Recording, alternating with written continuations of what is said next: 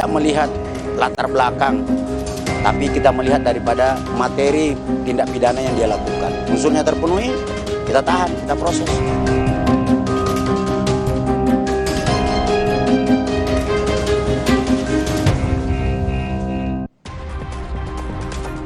Saudara, Kapolda Metro Jaya memerintahkan jajarannya untuk mengusut tuntas kasus penganiayaan yang dilakukan anak pejabat Ditjen Pajak terhadap putra pengurus GP Ansor DKI Jakarta. Kapolda Irjen Fadil Imran menegaskan penegakan hukum terhadap pelaku tindak pidana dilakukan tanpa pandang bulu. Soal pidana, polisi tidak akan melibatkan pihak Kementerian Keuangan.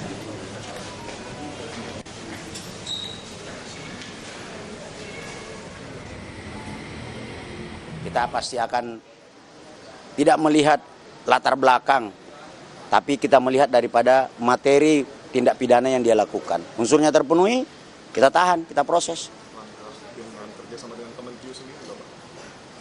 Kan ini tindak pidana yang tidak melibatkan kementerian kan, jadi saya kira prosesnya jalan saja. Kalau ada mekanisme internal di kementerian, saya kira itu silakan aja. Korban